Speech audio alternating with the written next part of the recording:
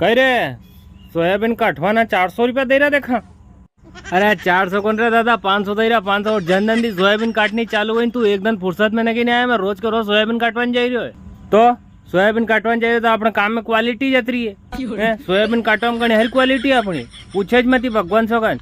हाँ, सोयाबीन व्यवस्थित काटू, वखेर नहीं करूँ सोयाबीन को, कोड़िया व्यवस्थित जमाड़ू ताकि भेरी करवा वाला दिक्कत नहीं आवे। और हाँ, अगर सोयाबीन कट गया टाइम पे तो भेरी तक करे दूँ।